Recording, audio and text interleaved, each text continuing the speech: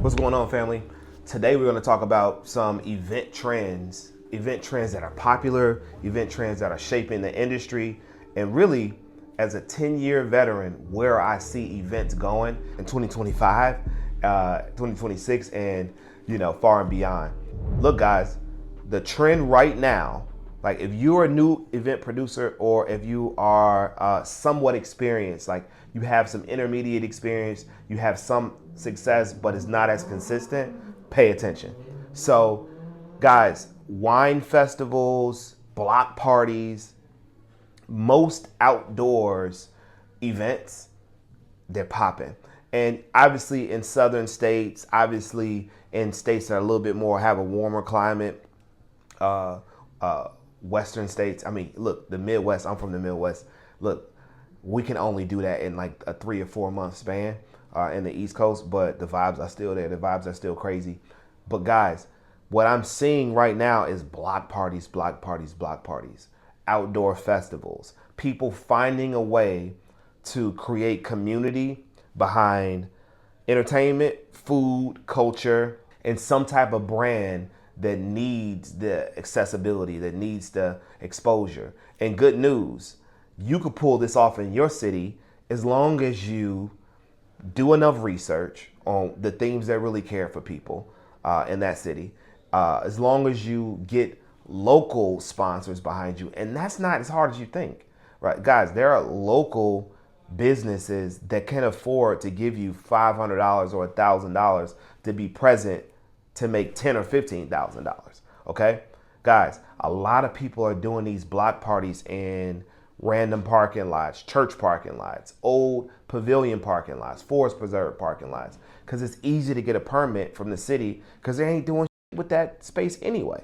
Okay, so this is really, really key, guys. You got to start 8 to 12 weeks in advance. You got to find really good DJs and really good entertainers, right? See if some B and C level entertainers are already routing a tour in the city and they can come just do a walkthrough. They can come do a one song. They could bring their DJ there, right? And get some local talent.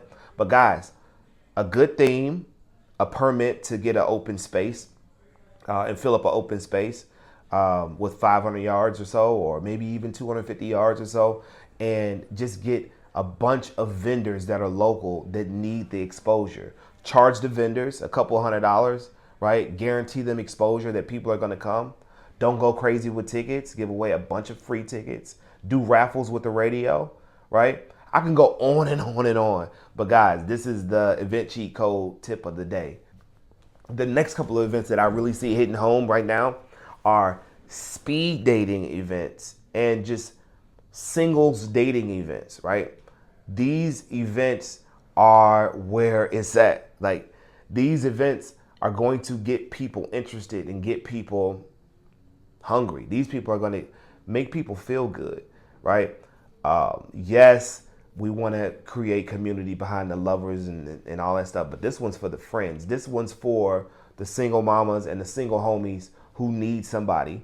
And you want to kind of shape it around different holidays that are high competitive, high volume, because most people aren't going to do a single speed dating event around that time. Okay, guys, you're going to go left when people go right. So single speed dating just fills a void where people need to create communion. People need to create fellowship with each other. People are always looking for compatibility. Make it different. Put it at a restaurant or a rooftop. Have the venue give you something for bringing in 50 singles that are all mature. You could even make it an age limit, okay? You could even make it an industry requirement. So like everybody that's a creative that is single, right? And think of a theme for that. And this is only a 25 plus event. Okay, so I gave you 2 event cheat codes. Guys, with or without you, people are going to have these conversations and people are going to start doing these things. So get ahead of the curve while it's the first quarter of the year. The last event cheat code that I got as far as trends is people are just fucking dancing.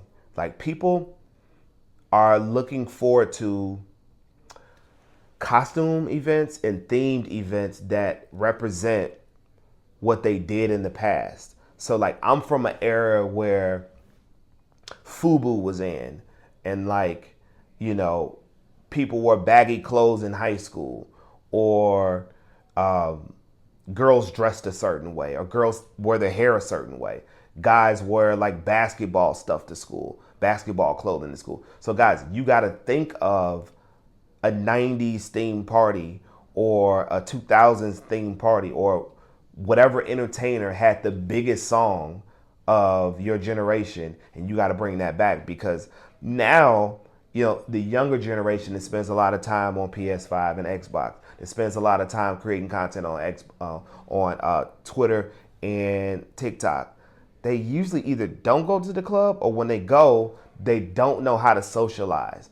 But we're bringing back kind of like an old school mentality and an old school vibe where people want to feel good and blow off steam. Like, your job really isn't to think about what's going to sell. Your job is to think about what's going to make people feel good, right? And people really get excited and hyped over their favorite Eminem song, their favorite 50 Cent song, and how he dressed, okay? Their favorite Rihanna song, or Kanye West and Jay-Z song, and how they dressed, okay? Any nostalgic Drake song and how he dressed. So those things are going to get people dancing.